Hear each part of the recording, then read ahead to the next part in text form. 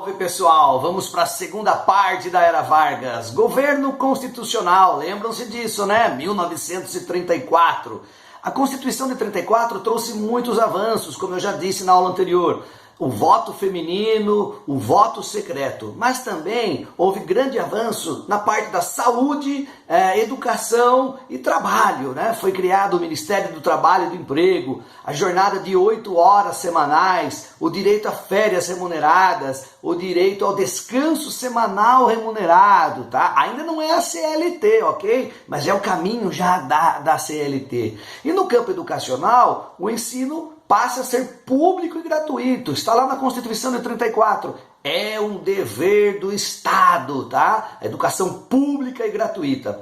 Então foi um grande avanço, assim, em termos de direitos, né, do cidadão brasileiro. Havia essa necessidade, obviamente, ok? E aí nós vamos avançando, né? Vargas foi eleito de forma indireta e as eleições diretas estavam programadas para ocorrerem em 38. E aí, lógico que Vargas, que já estava no poder desde 30, ele não poderia participar dessas eleições, ok?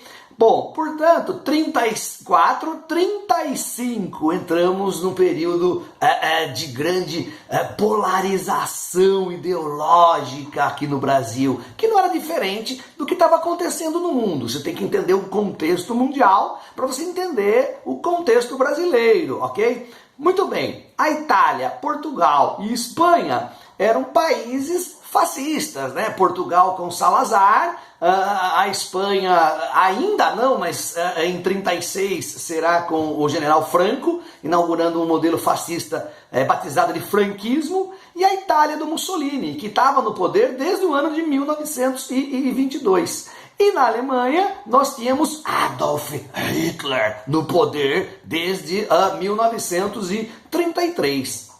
Do lado soviético, o stalinismo, uma das maiores ditaduras de todos os tempos, ou melhor, um totalitarismo, né?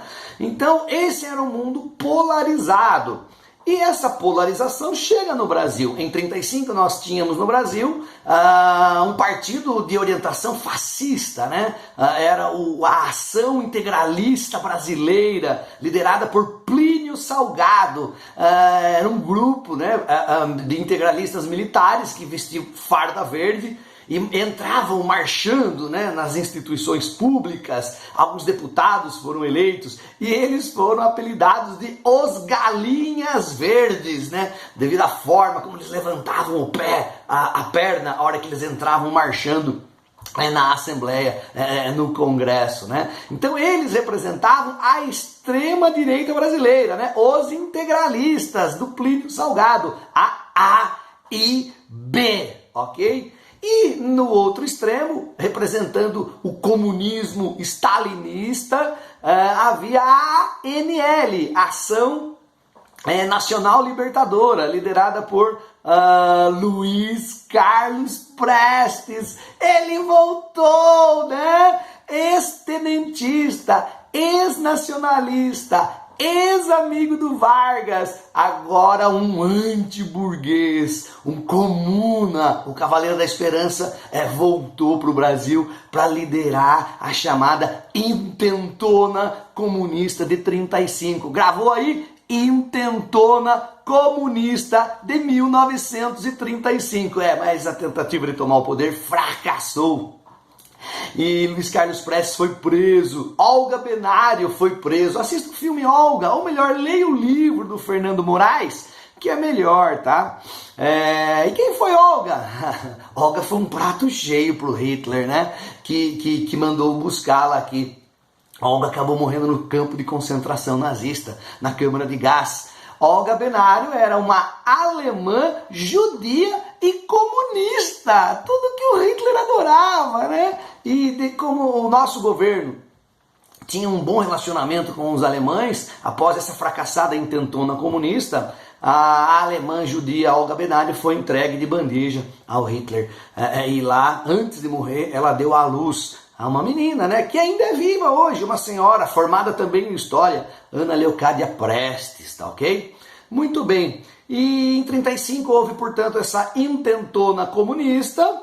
Em 36, todos os comunistas, a maioria serão presos. E aí chegamos em 37. Em 37, portanto, um ano mais ou menos antes das eleições, surgiu um plano, uma farsa, na verdade, de um plano, um suposto plano comunista, o plano Cohen, C-O-H-E-N, o plano Cohen, que foi um plano forjado na mente de um integralista chamado Olímpio Mourão Filho. É o mesmo do golpe de 64, sim, tá? Ou Revolução de 64. Aguardem este capítulo, ok? E essa farsa de plano dizia que o país seria dominado por um comunista chamado Cohen. E dessa vez, esse levante seria muito mais forte e poderoso que o anterior, né, de 35, a intentona. E Vargas, então, se apropria desse falso plano, vai às rádios, vai à imprensa e diz que é real, a ameaça é real. E com medo, o povo brasileiro apoia o golpe do Estado Novo, legitima o golpe, apoia Vargas, que fecha o Congresso em 37 com o golpe do Estado Novo, fecha os partidos políticos, centraliza o poder e inclusive tem uma cerimônia, né? Procura aí no YouTube, tem imagens da época, a queima das bandeiras estaduais numa cerimônia para mostrar para o povo brasileiro que o Brasil era um só, único, unitário. Acaba o federalismo, tá? Nesse momento da queima das bandeiras estaduais. E aí começa a ditadura Vargas, personalista, com uma grande propaganda. Inclusive ele cria o Departamento de Imprensa e Propaganda, o DIP, né? E através do DIP ele vai fazer a divulgação do seu governo, exaltar o trabalhador brasileiro, enfim. Nesse período também da ditadura Vargas, em 43, ele aprova a CLT, né? uma constituição que dizem, e é realmente parecida com as leis trabalhistas fascistas do Mussolini, a famosa Carta del Lavoro, Carta do Trabalho, ok? Também, como já disse em outra aula, Vargas cria as indústrias de base, né? A CSN e a Vale do Rio Doce.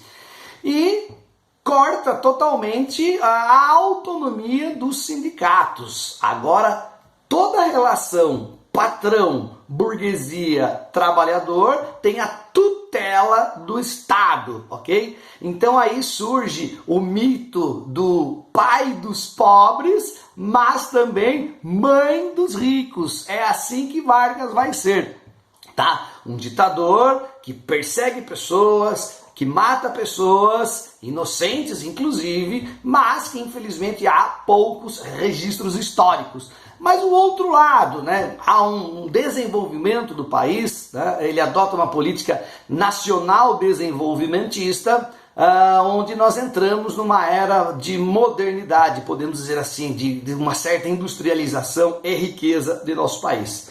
E entramos na Segunda Guerra, como já disse numa aula anterior também, ao lado dos regimes democráticos, né, contra os regimes nazistas e fascistas, ok? Bom, o regime se sustenta, obviamente, até o ano de 1945. Ali acaba a Segunda Guerra Mundial e marca-se eleições para final de 1945. Parte do povo ainda queria Vargas.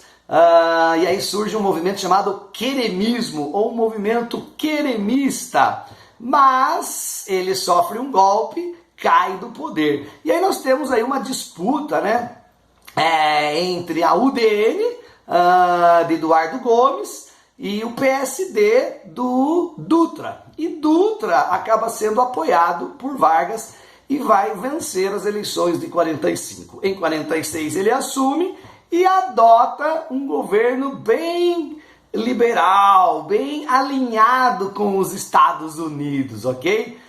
Mas sobre Dutra a gente fará uma nova aula em breve, ok? Bom, ainda teremos uma parte 3 de Vargas em breve. Até lá, um abraço!